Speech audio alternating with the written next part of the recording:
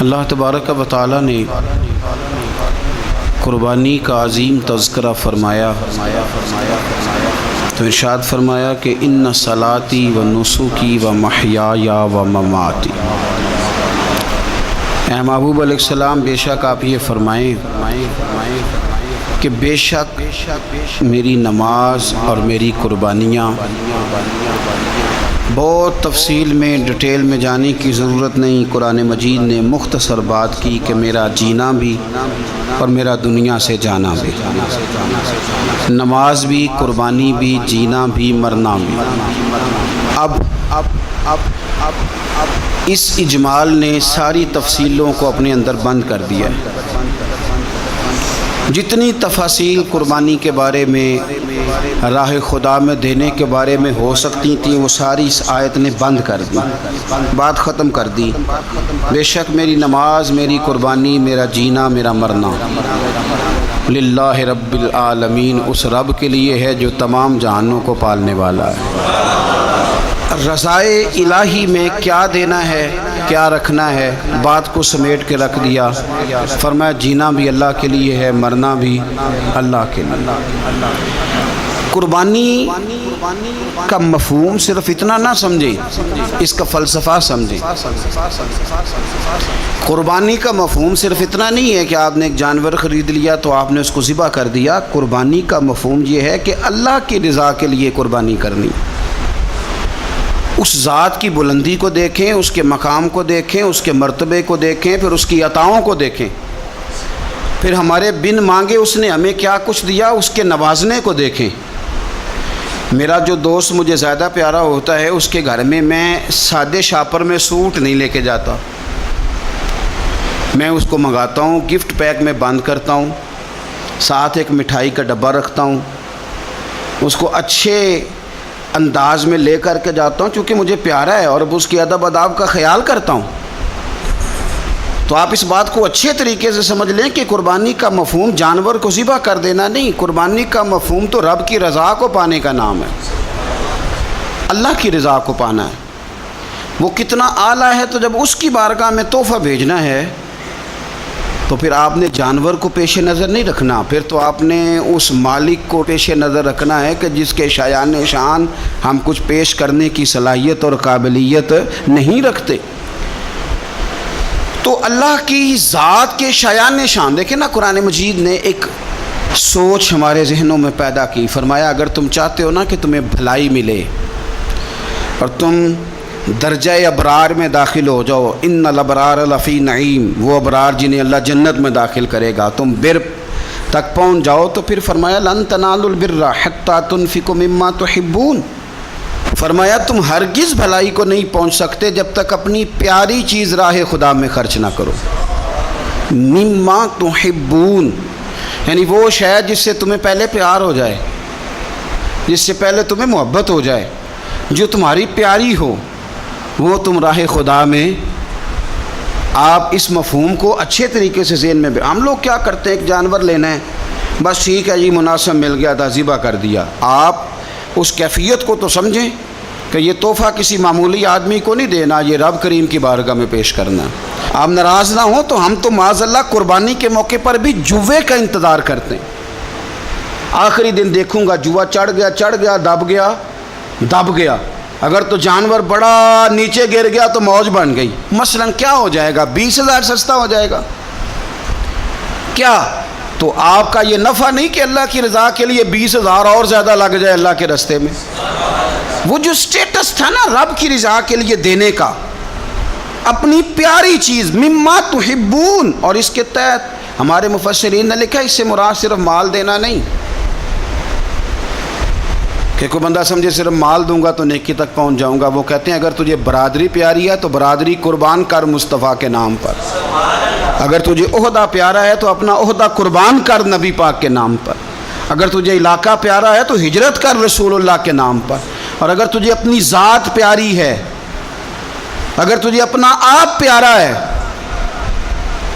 تو جان پاویں نہ جان میرے محبوبہ، میں تے لگیاں توڑ نہ بھیساں۔ راہ تیرے وچ رول کے مرساں تے قدم نہ پچھا ہٹے ساں سجنا جان امانت تیری تو جدو منگ سے میں پیش کرے سا جان امانت تیری جدو منگ سے میں پیش. ہمارا جو معیار بنے نا اللہ کے رستے میں دینے کا تو بڑا کمزور ہے, اس میں لطف نہیں, اس میں حضرت عبداللہ ابن عمر, یہ سادی باتیں ہیں پر اس کے کبھی حسن کو سمجھیں. شکر کھانا انہیں پسند تھا. کس میں ہوتی ہے نا, کچھ لوگوں کو گوشت پسند ہوتا ہے تو کچھ بچے ایسے ہیں کہ وہ گوشت پک جائے تو وہ گھر سے نکل جاتے ہیں اس دن.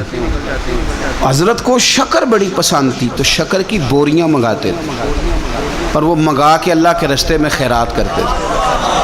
آپ کے صاحبزادے کہتے ہیں حضور آپ پیسے دے دیں, کسی بندے کو کوئی ضرورت ہوگی تو وہ وہاں وہ لگا لے گا. تو آپ فرمانے لگے اللہ کہتا ہے پیاری چیز خرچ کرو, تو مجھے یہ پیاری ہے تو میں یہ نہ خرچ کروں.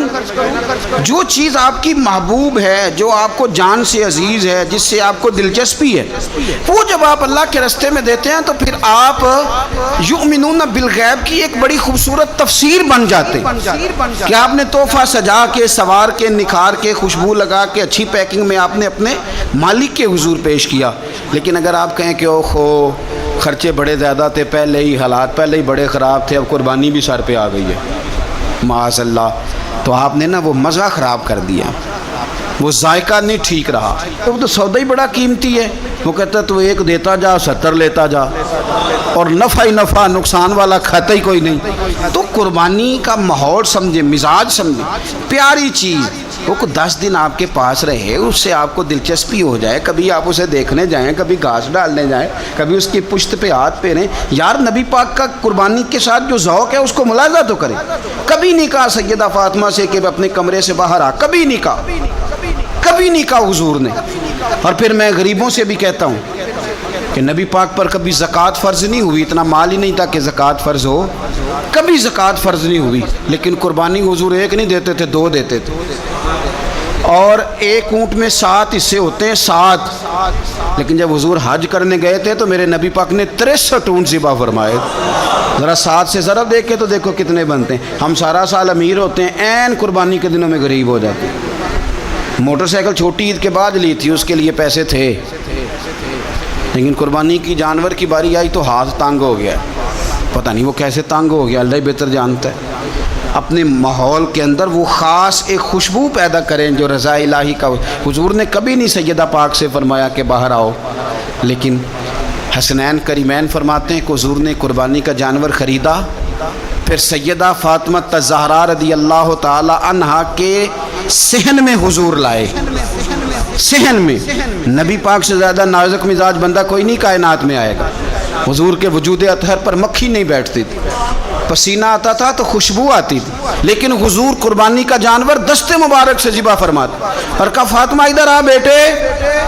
سیدہ کمرے سے باہر آئیں تو فرمایا یہاں کھڑی ہو, میں تیرے سامنے تیری قربانی کا جانور ذبح کرنے لگا. آپ ذرا اس بات کو دیکھ کر مسند امام احمد بن حنبل میں حضور نے فرمایا جانور سونا بھی ہونا چاہیے اور اس کی قیمت بھی زیادہ ہونی چاہیے, با اعتبار قیمت بھی زیادہ ہو, مہنگا خرید کے لائے ہوں آپ.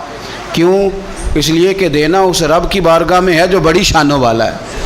تو ہم نا آہستہ آہستہ ان چیزوں سے پیچھے ہٹتے جا رہے ہیں جو چیزیں ہمیں اللہ کے قریب کرتی ہیں. ہو جاتا ہے کچھ چیزوں سے پیار ہونا چاہیے, لیکن جب اس چیز سے بڑھ کر رب سے پیار ہو, اس کے محبوب سے پیار ہو, تو پھر وہ چیزیں کوئی اہمیت نہیں رکھتی. حضرت حارثہ بن نعمان رضی اللہ تعالیٰ عنہ کہتے ہیں میں نے چھوٹی سی ایک گھوڑی لے کے پالی, پیار بھی بڑا ہو گیا, وہ بڑی بھی ہو گئی, خوبصورت بھی بڑی تھی, اور کبھی کبھی میرے بچے مذاق بھی کرتے, کہتے ابا سچ بتا ہم سے زیادہ پیار ہے کہ اس گھوڑی سے زیادہ پیار ہے؟ کیونکہ گھر آتے ہی آپ پوچھتے ہیں چارہ ڈالا ہے کہ نہیں, پانی پلایا کہ نہیں, تو پیار اس سے زیادہ کہ ہم سے. تو حضرت حارثہ بن نعمان فرماتے تم نے جتنی باتیں کرنی ہیں کرو, اور مجھے پیار ہے تو میں کیا کر سکتا ہوں. بڑی خدمت کرتے, پیار کرتے. آیت نازل ہو گئی لن تنالوا البر حتی تنفقوا مما تحبون. غریب آدمی, ماڑا بندہ, گھوڑی کی لگام پکڑی اور مدینے والے رسول کی بارگاہ میں پہنچ گئے. یا رسول اللہ میری قبول کر لیں. آپ یقین کریں حالات خراب ہوتے ہیں تو لوگ سب سے پہلے وہ والا 100 بند کرتے ہیں جو مسجد جاتا تھا. سب سے پہلے لوگوں نے وہ رستے کاٹے، وہ کنیکشن کاٹے جو اللہ کے رستے میں جاتے تھے۔ کیا کرتے ہو صاحب، یہ تو اصل ہے، باقی تو ساری فروعات ہیں، باقی تو ساری شاخیں ہیں، تو آپ نے جاڑی کاٹ لی جہاں سے آ رہا تھا۔ اپنی ساری ضروریات لوگ پوری کریں گے اور 1.5 لاکھ تنخواہ میں سے پورا 2000 مسجد دے کے کہیں گے دیا تو ہے 2000۔ لیتے وقت کبھی نہیں حساب کریں گے کہ اللہ سے لیا کتنا ہے، دیتے وقت گنیں گے، شمار کریں گے۔ تو بھائی حضرت سیدہ اسماء بنت ابی بکر صدیق کہتی ہے میں ایک دن گن کے نا حضور کی بارگاہ میں کچھ پیسے، تو عورتوں کی طبیعت ہوتی ہے وہ گنتی بھول بھی جاتی ہیں اور کئی دفعہ احتیاطاً بھی 3-4 دفعہ گن لیتی ہیں۔ کہتی میں نے 2-3 دفعہ پیسے گن کے حضور کو دیے تو سرکار مسکرائے، فرمانے لگے اسماء رب کے رستے میں گن گن کے نہ دیا کر، یہ بخاری ہے، گن گن کے نہ دے۔ یا رسول اللہ کیا کروں؟ فرمایا تو اس کے رستے میں بے حساب دے، وہ بھی تجھے بے حساب ہی عطا فرمائے۔ زاہدوں نے یہ عجب کام کیا، عجب ہے کہ تسبیح کے دانوں سے جو کام لیا، چاہیے تھا کہ بے شمار پکارتے تجھ کو، یہ بھی کوئی بات ہے کہ گن گن کے تیرا نام لیا، یہ بھی کوئی بات ہے گن گن کے تیرا نام لیا۔ میرے عزیز سمجھ لیں اچھے طریقے سے، حضرت حارثہ بن نعمان گھوڑی لے کے آ گئے، یا رسول اللہ قبول کر لیں، تو حضور نے فرمایا تیری قبول ہو گئی۔ اس بات کو ذرا پھر ایک دفعہ سمجھ لیں، تیری قبول، حضور کو پتہ ہے نا اس کا پیار بڑا ہے، حضور کو پتہ ہے اس نے پالی ہے، پر لے آئے تو فرمایا تیری قبول رکھ لی، چونکہ آپ کی جو روحانی ترقی ہے وہ بغیر اس کے ممکن نہیں۔ حضور نے وہ رکھ لی گھوڑی، جناب حارثہ بن نعمان خوشی خوشی گھر چلے گئے، ان کے بیٹے زید بن حارثہ آئے تو نبی پاک نے فرمایا یہ بھی اللہ کے راستے میں مجھے تحفہ ملا ہے، اب میں تجھے تحفہ دے رہا ہوں۔ حضرت زید بن حارثہ نے گھوڑی لی، دوبارہ گھر گئے تو والد کہنے لگے یہ کیوں لے آئے ہو، یہ تو میں دے آیا تھا، تو وہ بھی صحابی تھے نا، کہنے لگے آپ نے مصطفیٰ کو تحفہ دیا تھا، مصطفیٰ کریم نے مجھے دے دیا ہے۔ تو حضرت حارثہ بن نعمان رو پڑے، فرمایا دیکھو میرے کریم کا کرم، قبول بھی کر لیا ہے اور یہ بھی انہوں نے ثابت کر دیا ہے کہ رہے بھی تیری آنکھوں کے سامنے۔ تو اپنا وہ جو خاص ذوق ہے اللہ کی راہ میں کچھ دینے کا، جانور کو قربان کرنے کا، احسار کرنے کا، قربانی دینے، اس ذوق کو کبھی بجھنے نہ دیں۔ دیکھیں نا نبی پاک صلی اللہ علیہ وسلم نے نا حد بیان کر دی، اور میرا خیال ہے یہ حدیث سمجھنے کے بعد بھی اگر سخاوت کا ذوق پیدا نہ ہو تو پھر بندے کو نا سرجری کرانی چاہیے دل کی، پھر اس کو سرجری کی ضرورت ہے۔ نبی پاک صلی اللہ علیہ وسلم نے فرمایا اللہ کے رستے میں خیرات کر کے جہنم سے بچ جاؤ، اللہ کے رستے میں خیرات کر کے جہنم سے بچ جاؤ، اللہ کے رستے میں دے کے جہنم سے بچ جاؤ۔ اگر کچھ نہ ہو سکے تو کھجور کا ایک ٹکڑا ہی اللہ کے رستے میں خیرات کر دیا کرو۔ اگر یہاں بھی ذوق یعنی کھجور بھی پوری نہیں، کھجور کا ایک ٹکڑا، ساری زندگی یہی رونا رونا ہے ہم نے کہ غریب بڑے ہیں، بڑے حالات خراب ہے، ماڑے بڑے ہیں، پوری نہیں پڑتی، اس سے آگے بھی جانا ہے کہ ادھر ہی رہنا ہے۔ دیکھو یاد رکھو اچھے طریقے سے سمجھ لو کہ فرمایا صدقہ دے، چاہے کھجور کا ایک ٹکڑا ہی دے، ایک ٹکڑا کھجور کا۔ اب سمجھ لیں بات کو، ہمارا جو معیار اب خرچ کرنے کا ہے نا وہ تو ہم نے امیر لوگوں کے ذمہ لگا دیا ہے، اور امیر بیچارہ بھی وہ کئی دفعہ الجھ جاتا ہے، وہ کہتا ہے جناب کس کس کو دیں، مسجد کو، مدرسے کو، گلی بنانے والوں کو، قبرستان بنانے والوں کو، غریبوں کو، بیواؤں کو، سب کو پتہ چل گیا محلے میں فلانا بندہ امیر ہے، تو ہر ایک کی توجہ اسی کی جانب ہے۔ اور میں نے تو اپنی زندگی میں یہ بھی دیکھا ہے کہ امیر کے پاس پیسے آ جائیں تو لوگ اس طرح شکوہ کرتے ہیں کہ دیتا نہیں، جیسے اس کے نہیں اس بیچارے کے پیسے ہیں۔ اس کے بہن بھائی کہہ رہے ہوتے ہیں دیکھو جی خود کروڑوں کی جائیداد خرید لی، ہمیں 5000 نہیں دیا۔ بھئی خدا کے بندے پیسے اس کے دے چاہے نہ دے۔ تو جب ہم سارے مل کے سخاوت کریں گے، جب امت ساری یہ شعور پیدا کرے گی، بیدار کرے گی اپنے دل میں باتیں کہ میں نے اللہ کے راستے میں کچھ دینا ہے، تو پھر تھوڑا تھوڑا کر کے، میں اکثر کہتا ہوں کہ ایک پوری یونیورسٹی قائم کر دینا بھی بڑا کمال ہے کہ میں نے اپنے شہر کے اندر ضلع میں ایک یونیورسٹی قائم کر دی، ایک انسٹیٹیوٹ بنا دینا بھی بڑا کمال ہے، اور ایک مدرسہ قائم کر دینا قرآن و سنت کا بہت بڑا کمال ہے۔ لیکن ہم یہ سارا کچھ نہیں کر سکتے، ایک غریب بچے کا خرچہ تو اٹھا سکتے ہیں کہ نہیں؟ اگر آپ نے ایک غریب بچہ باشعور کر دیا، تعلیم یافتہ ہو گیا، تو آپ نے یونیورسٹی کا کام ہی کیا ہے۔ لیکن ہم اس طرف بھی آنے کو تیار نہیں ہوتے۔ اپنی قربانی کے لحاظ سے ماحول کو سخاوت کا رنگ دیں، ماحول کو ذوق کا رنگ دیں، ہمارے ہاں لوگ پوچھنے لگ جاتے ہیں کہ قربانی کا سارا گوشت گھر میں رکھنا جائز ہے؟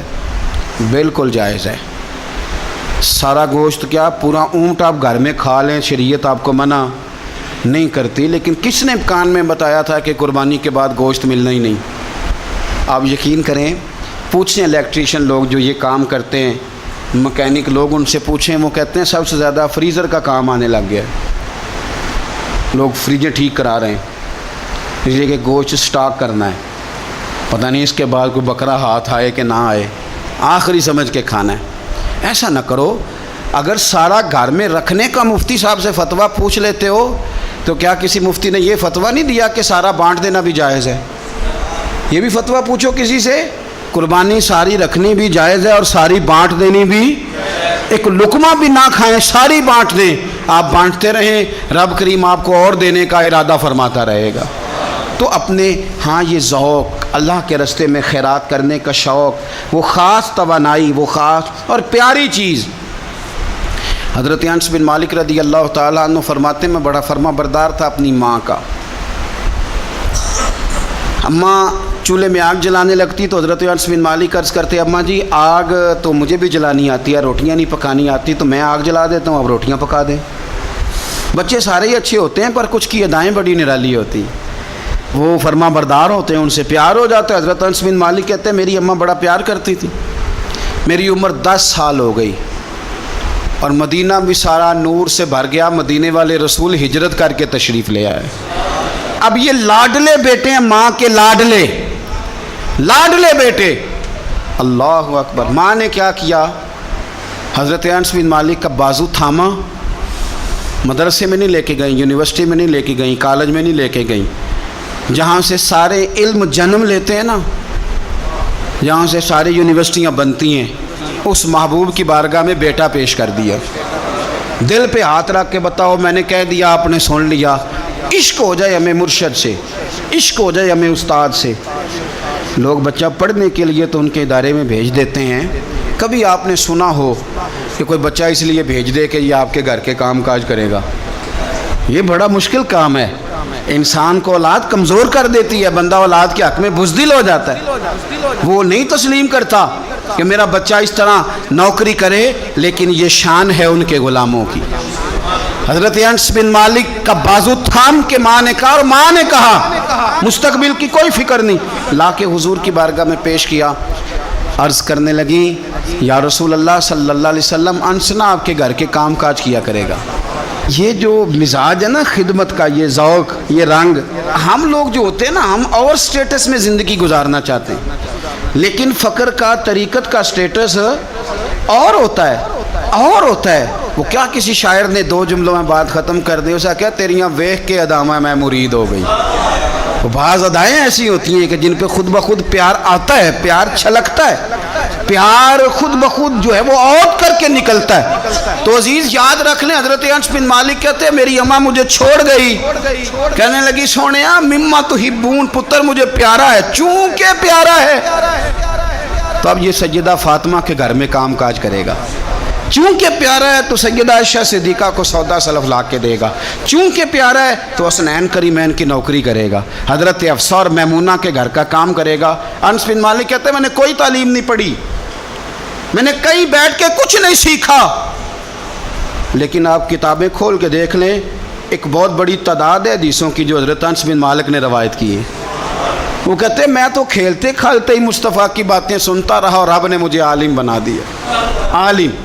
اور فرماتے ہیں ایک دن حضور نے صرف کہا تھا، لمبی چوڑی دعائیں نہیں، اور میں نے کہا بھی نہیں، میں نے نہیں کہا، ایک دن مدینے والے محبوب نے کہا تھا جا اللہ تیرے مال میں بھی برکت دے، تیری اولاد میں بھی برکت دے، ختم ہو گئی بات۔ لمبی دعاؤں کی کیا حاجت تھی، ایک جملہ حضور نے فرمایا، اور کیوں فرمایا کہ میری ماں مجھے چھوڑ گئی تھی۔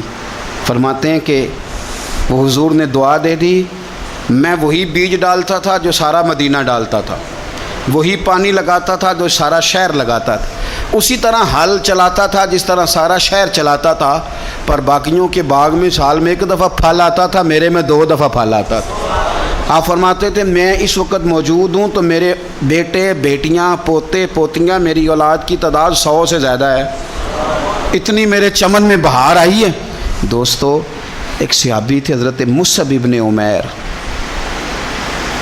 چڑھتی جوانی، بڑے خوبصورت کپڑے، اتنا مہنگا جوڑا مکے میں اور کوئی نہیں پہنتا تھا جتنے مصعب ابن عمیر پہنتے تھے، اتنی اعلیٰ قسم کی چیزیں اور کوئی نہیں کھاتا تھا جتنی وہ کھاتے تھے، لاڈلے تھے۔ کلمہ پڑھنے آئے دار ارقم میں، تو نبی پاک نے فرمایا تو ناز و نام میں پلا ہے، اس رستے کا مسافر کیسے بنے گا؟ یہاں تو ٹھوکریں ہیں، یہاں تو مار کھانی پڑتی ہے، تو کیسے بنے گا؟ عرض کی یا رسول اللہ آپ کلمہ تو پڑھائیں۔ پھر اس بندے نے پھٹے پرانے کپڑے بھی پہنے۔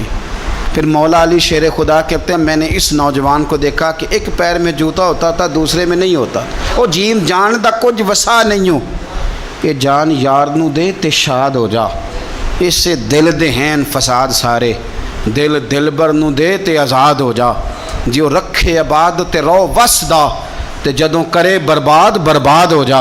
آپ فرماتے ہیں پھر وہ دن رات کوئی فرق نہیں، غلامی کی، ماں نے قید کر دیا، باپ نے قید کیا، مار کھائی، پہلے حبشہ گئے ہجرت کر کے، وہ بچہ جو کسی کو خاطر میں نہیں لاتا تھا، یہ وہ مصعب ابن عمیر ہیں، اپنی جان پسند تھی تو حضور کے حوالے کر دی۔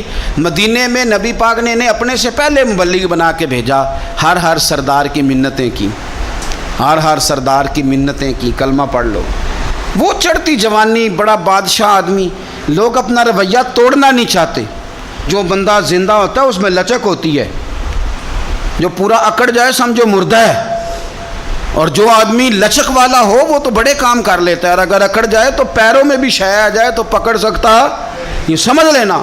بہت سارے لوگوں کو زندگی میں کچھ نہیں ملا، اس لیے کہ وہ اندر لچک ہی کوئی نہیں تھی، تکبر کے بت بنا کے پوچھتے رہے ساری زندگی، تو ملے گا کیا؟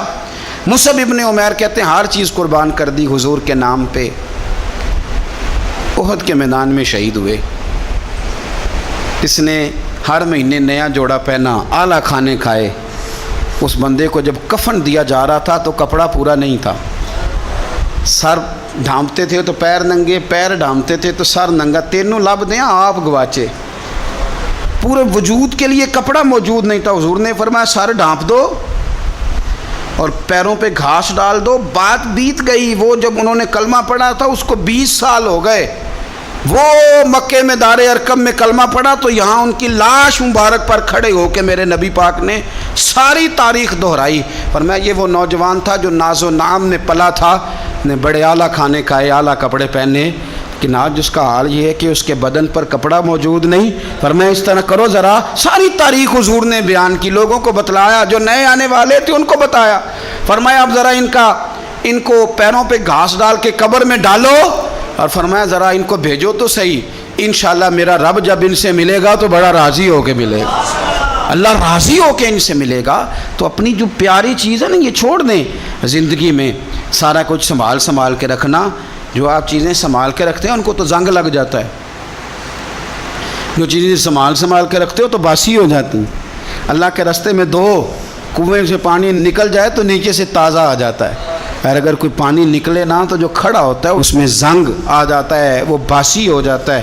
اس لیے خوبصورت جانور لیں جن کو اللہ نے توفیق دی، اور اچھے طریقے سے اس کی خدمت کریں جو چند دن رہ گئے، پھر خوبصورت انداز میں۔ ہمارے کسانیوں کو بڑی جلدی ہوتی ہے، جانور میں ابھی جان موجود ہوتی ہے تو وہ کھلڑی اتارنے بھی شروع کر دیتے ہیں، اس کو سلیقے سے ذبح کرے، اور یہ ختم والی چیز بڑی برکت والی ہوتی ہے تو یہ تو اللہ کے نام پہ ہے، تو اس کی ایک ایک بوٹی کی حفاظت کریں اور اچھے طریقے سے اس کو پہنچائیں۔